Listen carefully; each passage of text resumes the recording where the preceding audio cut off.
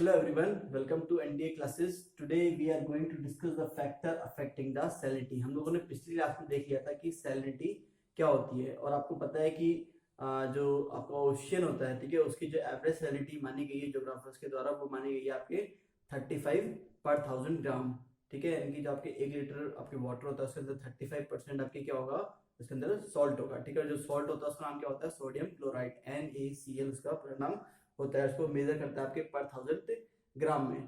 तो आज हम लोग देखने वाले हैं फैक्टर्स अफेक्टिंग द सैलिनिटी। कौन कौन से फैक्टर हैं जो आपके सैलिनिटी को अफेक्ट करते हैं। तो सबसे पहले हम लोग देखते हैं टेम्परेचर। तो टेम्परेचर का जो रिलेशन होता है सैलिनिटी के साथ, वो क्या होता है, डायरेक्ट रिलेशन होता है।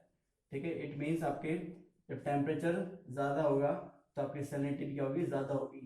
आपके टेम्परेचर कम होगा तो सैलिनिटी भी होगी, कम होगी। इसीलिए हम लोग देखते हैं कि जो आपका इक्वेटर है, ठीक है, वहां पर आपको टेम्परेचर क्या मिलता है, ज्यादा देखने को मिलता है। इसीलिए वहाँ की जो सैलिनिटी है वो भी आपको मिलेगी, ज्यादा देखने को मिलेगी। ठीक है, इसमें कुछ एग्जांपल्स आपको हो जाएंगे, जैसे आपके रेड सी हो गया, मेडिटेरियन सी हो गया। तो मैं आपको ये लिखवा दूंगा प्रॉपर सीक्वेंस में कि कौन से आपके सी की सैलिनिटी ज्यादा होगी, कौन से की कम होगी। तो इक्वेटर के बाद जो आपके ओशियंस हैं उनकी सैलिनिटी क्या होगी, आपके ज्यादा होगी एज कम्पेयर टू जो पोल्स पर आपके जो सी है या फिर ओशियंस हैं। ठीक है, सेकेंड पॉइंट है आपका जो अफेक्ट करता है वो है आपका अमाउंट ऑफ रेनफॉल। ठीक है, सो अमाउंट ऑफ रेनफॉल, तो अगर आपके जिस सी में क्या होगा, अगर लगातार आपकी बारिश हो रही है, ठीक है, उसको रेन वाटर मिल रहा है, तो उसकी सैलिनिटी क्या होगी, कम होगी। ठीक है, क्यों? क्योंकि जैसे जैसे आपका फ्रेश वाटर उसको ज्यादा मिलेगा। आपका जो रेनफॉल होता है, ठीक है, रेन होती है, उसमें कैसा होता है, फ्रेश वाटर होता है। ठीक है, और फ्रेश वाटर ज़्यादा मिलेगा तो क्या होगा, वहाँ पे सैलिनिटी मतलब कम होगी। तो क्या है, फ्रेश वाटर ज़्यादा होगा, सैलिनिटी का कम होना। ठीक है, देन आपका मेल्टिंग ऑफ आइस। तो अमाउंट ऑफ रेनफॉल के साथ भी क्या हो गया, इनवर्स रिलेशन होगा सैलिनिटी का। मेल्टिंग ऑफ आइस यानी ग्लेशियर अगर मेल्ट होते हैं, ठीक है, तो आपकी क्या होगा, फ्रेश वाटर ज़्यादा आएगा, और अगेन फ्रेश वाटर ज़्यादा आएगा तो आपकी जो सैलिनिटी है वो क्या होगी, आपकी कम हो जाएगी। तो सैलिनिटी का मेल्टिंग ऑफ आइस से भी क्या होगा, आपके इनवर्स रिलेशन देखने को मिलता है। ठीक है, इस तरीके से जिस ओशियन में आपके ज़्यादा रिवर्स उसमें अगर अपना वाटर डालती हैं तो वहाँ की सैलिनिटी क्या होगी, कम होगी, क्योंकि रिवर्स के थ्रू भी कैसा वाटर मिलेगा, उसको फ्रेश वाटर देखने को मिलेगा। ठीक है, अब बात करते हैं हम लोग जो आपका सैलिनिटी है उसका जोनल डिस्ट्रीब्यूशन क्या है। तो इक्वेटर से लेकर हम लोग पोल्स तक की आपकी लेटिट्यूडनल वे में देखेंगे कि सैलिनिटी कहाँ से कम होगी, कहाँ से ज्यादा होगी। तो स्टूडेंट आपके जो जोनल डिस्ट्रीब्यूशन है सैलिनिटी का वो कुछ इस तरीके से है कि जैसे जैसे ये हमारा क्या है, आपके अर्थ है, ठीक है, और ये इक्वेटर है आपके।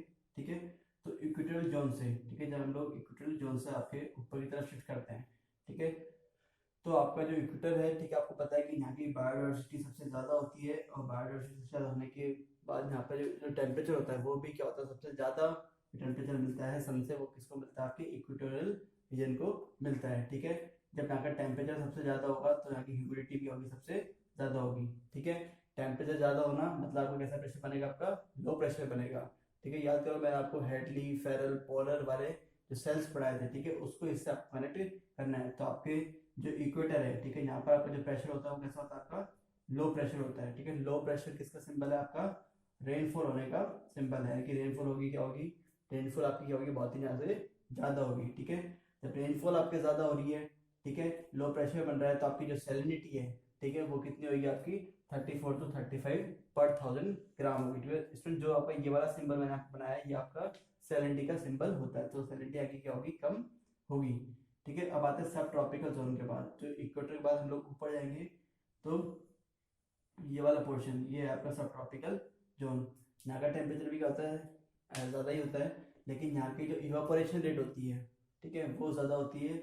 और अब आपको इसमें रिवाइज करना है अपना फेटल, ठीक है, फेरल, हेडली, पोलर वाला जो सेल जो मैं डिस्ट्रीब्यूशन आपको पढ़ाया था, उसमें आपके यहाँ पर क्या बनता है, हाई प्रेशर बनता है। तो हाई प्रेशर बनने की वजह से यहाँ पर जो रेनफॉल है उसकी कंडीशन डेवलप नहीं हो पाती। तो यहाँ पर जो रेनफॉल होगी वो क्या होगी, एज कम्पेयर टू सब ट्रॉपिकल रीजन में क्या होगी, थोड़ी सी कम होगी, मॉडरेट रेनफॉल होगी। तो यहाँ की जो सैलिनिटी है, ठीक है, वो क्या होगी, अबव एवरेज होगी, ठीक है, यानी कि 36 to 37 पर 1000 ग्राम यहाँ की आपकी सैलिनिटी होगी। नेक्स्ट स्टूडेंट आपका मिड लेटिट्यूडनल जोन। तो मिड लेटिट्यूडनल जोन में क्या होगा, आपका जो टेम्परेचर होता है वो थोड़ा सा कम हो जाता है, लेकिन वहीं पे आपको दोबारा से रिवाइज करना पड़ेगा आपके फेरल हेडली पोलर वाले रीजन में। तो उसमें देखोगे आप लोग की जो आपके सबसे पहले इक्वेटर पे हाई प्रेशर बनता है, फिर उसके बाद आपकी लो प्रेशर बनता है, सॉरी पहले लो प्रेशर बनता है, फिर हाई प्रेशर बनता है, फिर आके आपके लो प्रेशर बनता है, ठीक है। तो यहाँ पर जो आपकी रेनफॉल होगी वो कैसी रेनफॉल होगी, आपकी फ्रंटल प्रेसिपिटेशन रेनफॉल होगी। फ्रंटल प्रेसिपिटेशन आपके कैसा होता है, जब आपके दो एयर मासेस आपके क्या करते हैं, मिलते हैं। कौन से एयर मास है, एक तो कोल्ड एयर मास और आपका वार्म एयर मास, तब ये दोनों मिलते हैं तो आपकी कौन सी रेनफॉल होती है, फ्रंटल रेनफॉल या फ्रंटल प्रेसिपिटेशन होती है।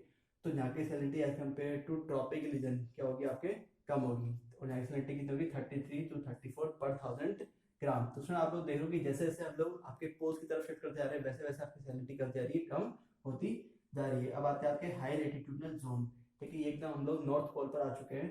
तो यहाँ पर बेसिकली क्या होता है, आपके ग्लेशियर्स ही रहते हैं। तो ग्लेशियर्स आपके मेल्ट होने की वजह से यहाँ का जो टेम्परेचर रहता है वो क्या होता है, कम होता है, ठीक है।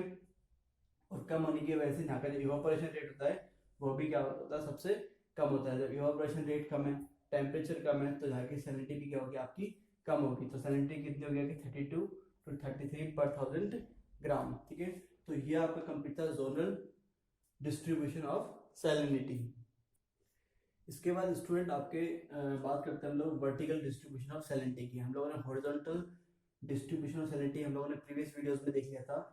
वर्टिकल डिस्ट्रीब्यूशन ऑफ सैलिनिटी में क्या होता है, हम लोग जो आपके ओशन होता है, सी होता है, उसके डेप्थ में जाते हैं, ठीक है। और इसमें आपके देखते हैं हम लोग, जैसे जैसे हम लोग डेप्थ में जाएंगे वैसे वैसे आपकी सैलिनिटी क्या होनी चाहिए, कम होनी चाहिए। तो आपके जो जब हम लोग डेप्थ में जाएंगे तो सबसे पहले आपके जो 500 मीटर तक 500 मीटर तक हम लोग डेप्थ में जाते हैं, तो आपकी जो लेयर मिलेगी उसका नाम है आपके एपी हाइलिन। इसको आप लोगों को याद रखना है, ये तीनों लेयर्स का नाम एपी हाइलिन इसका नाम है। और ये 500 मीटर तक आपके मिलेगा, और यहाँ पर जो सैलिनिटी मिलेगी वो मिलेगी 34 to 35 पर 1000 ग्राम इन द वाटर, ठीक है। इसके बाद जो आपको लेयर मिलेगी वो है आपके हेलोक्लाइन, ठीक है। हेलोक्लाइन में आपके क्या होता है, जैसे मैंने आपको स्टार्टिंग में बताया कि नीचे जैसे जैसे हम लोग डेप्थ जाएंगे वैसे वैसे सैलिनिटी कम हो रही है, ठीक है। लेकिन हेलोक्लाइन में आपकी क्या होता है, इन्वर्जन हो जाता है, ठीक है। Inversion of salinity, inversion of salinity का मतलब क्या है कि आपके सैलिनिटी इसमें क्या होती है, बढ़ जाती है, ठीक है। आपकी कम होनी चाहिए लेकिन कम होने की जगह आपकी सैलिनिटी बढ़ जाती है। तो ये आपके क्वेश्चन आ सकता है कि इन्वर्जन ऑफ सैलिनिटी आपके कौन सी लेयर में होता है, एपिलेनिन में होता है, हेलोक्लाइन में होता है, हाइपोहेलाइन में होता है। आपको याद रखना है हेलोक्लाइन में आपकी क्या होता है, इन्वर्जन ऑफ सैलिनिटी होता है। फिर जैसे जैसे हम लोग आपके हाइपोहेलाइन में आएंगे तो वैसे वैसे आपके जो सैलिनिटी है वो दोबारा से हमको क्या हो जाएगी, कम देखने को मिलेगी। तो ये कंप्लीटली आपका जो चैप्टर था कंप्लीटली सैलिनिटी से था, ठीक है। अब मैं आपको जो ओशियंस हैं उनका सीक्वेंस लिखवा देता हूँ, जिस तरीके से आपकी सैलिनिटी क्या होती है, आपके हाई से लो होती है। तो स्टूडेंट ये वो आपके वाटर बॉडीज हैं जहाँ पे जैसे जैसे आप लोग उसके अंदर नीचे की तरफ जाओगे वैसे वैसे आपकी जो सैलिनिटी है वो क्या होती जाएगी, कम होती जाएगी, ठीक है। तो इसमें जो सबसे ज्यादा जो सैलिनिटी होगी वो होगी आपकी रेड सी की, क्योंकि रेड सी आपके किसके पास में है, इक्वेटर के पास में है। उसके बाद आपके मेडिटेरियन सी की होगी, मेडिटेरियन सी और रेड सी अफ्रीका के आपके नॉर्थ में पड़ते हैं, ठीक है। ये सारे आपके वाटर बॉडीज हैं, ओशियंस, आपके माउंटेन्स, रिवर्स, वर्ल्ड की जितने भी इंपॉर्टेंट प्लेसेस हैं इनको हम लोग एक अलग ही सीरीज में डिस्कस करेंगे। उसमें पूरा वर्ल्ड मैप टूर आप लोग को करवाया जाएगा, ठीक है। इसके बाद आपके फारस की खाड़ी आपके ईरान के पास है, ईरान इराक के पास।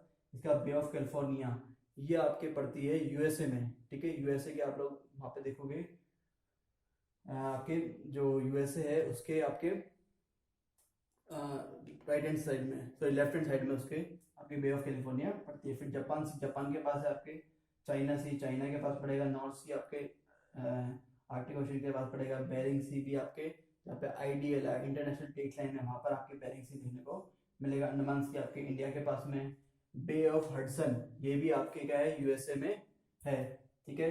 ब्लैक सी, ठीक है, ब्लैक सी में हमेशा आपके डिस्प्यूट रहता है रशिया के साथ, यूक्रेन के साथ, ठीक है। तो ब्लैक सी आपके बेसिकली पड़ता है आपके एशिया में, ठीक है। बाल्टिक सी भी आपके कहाँ पड़ता है, एशिया में पड़ता है। तो अगर क्वेश्चन आता है कि इनको ABCD में अरेंज वे में करने के लिए कि किसकी सैलिनिटी सबसे ज़्यादा है किसका कम है, तो आप लोग इनको सीक्वेंस में याद रख सकते हो, ठीक है, कि जैसे जैसे हम लोग नीचे जा रहे हैं वैसे वैसे आपकी सैलिनिटी क्या होती है, धीरे कम होती जा रही है, ठीक है।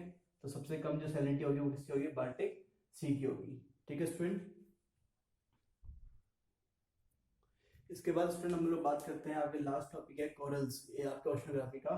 तो कोरल स्टूडेंट क्या होते हैं, बेसिकली आपके एक टाइप के ये सीपियां होती हैं, ठीक है, जिसमें आपके जो कोरल्स होते हैं इसके ऊपर आपके एक परत रहती है जूओजेंथेलाई लाइचेंस की, ठीक है। तब ये जूओजेंथेलाई लाइचेंस की जो परत होती है, जो लेयर होती है, क्या होना शुरू हो जाती है, फेड होना शुरू हो जाती है, बेसिकली ग्रीन कलर की होती है।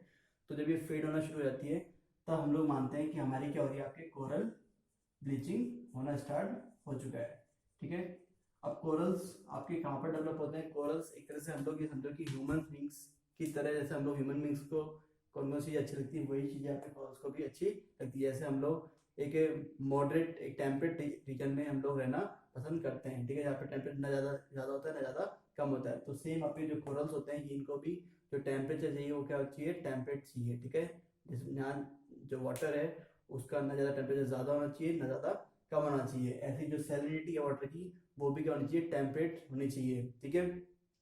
और जहाँ पे फ्रेश वाटर आपके ज़्यादा देखने को मिलता है वहाँ पर आपकी कोरल्स वहाँ पर डेवलप होने को, उनकी जो फेवरेबल कंडीशन होती है वो वहाँ पर कोरल्स वहाँ पे देखने को आपको मिलेंगे, ठीक है। इसके बाद जो इनका जो कोरल्स हैं, ये आपके लेवल्स है कोरल ब्लीचिंग के, कि जब कैटास्ट्रॉफिक ब्लीचिंग होती है यानी कि आपके जो कोरल्स हैं उसमें आपके जो मोर देन 70% कोरल्स हैं, ठीक है, वो क्या हो चुके हैं, डेड हो चुके हैं, ठीक है। यानी कि इस कंडीशन में हमको कोरल्स को सेव करने में बड़ी प्रॉब्लम आपके आने शुरू होती है। ये समझ लो कि आपके इस स्टेज पर हम लोग कोरल्स को बिल्कुल भी बचाने के लिए सक्षम नहीं है, कैपेबल नहीं है। इसके बाद आपके सीवियर ब्लीचिंग आता है। तो सीवियर ब्लीचिंग में आपके लगभग 50 to 70% जो कोरल है वो ब्लीच हो चुके होते हैं, ठीक है। ऐसी आज आपके एक्सेसिव है, एक्सेसिव ब्लीचिंग में आपके 20 to 50%, ठीक है, यानी कि हम लोग ये कंट्रोलेबल, हम लोग इसको कंट्रोल कर सकते हैं। और जो नॉर्मल ब्लीचिंग होती है वो होती है आपके लेस देन 20%, ठीक है।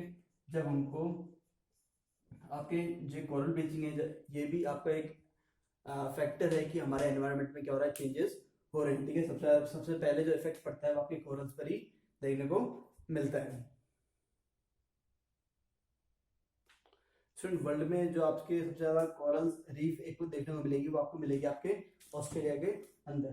तो उसका नाम ही है ग्रेट बैरियर रीफ, ठीक है। तो जो ऑस्ट्रेलिया है वो ग्रेट बैरियर, जैसे ये आपका ऑस्ट्रेलिया का मैप है, तो यहाँ पर आपके एक बड़ी चट्टान देखने को मिलेगी, इसका नाम है आपकी ग्रेट बैरियर रीफ, ठीक है। तो ये भी आपके क्वेश्चन आ सकता है कि ग्रेट बैरियर रीफ आपके कौन से कॉन्टिनेंट के पास है, तो आपको आंसर करना है ऑस्ट्रेलिया, ठीक है। बाकी ये सारी चीज़ें मैं आपको जब वर्ल्ड मैप वर्ल्ड टूर करेंगे वो तब भी आपको चीज़ें एक्सप्लेन की जाएंगी। सो स्टूडेंट यहाँ पर आपके जो ओशनोग्राफी वाला सेक्शन है, ठीक है, वो कंप्लीट हो चुका है। अब हम लोग जो नेक्स्ट सेक्शन है वहाँ से हम लोग जो इंडियन ज्योग्राफी है उसको स्टार्ट करेंगे। तो आई होप कि आपको पूरा लेक्चर अच्छे से समझ आया होगा। Thank you and have a nice day.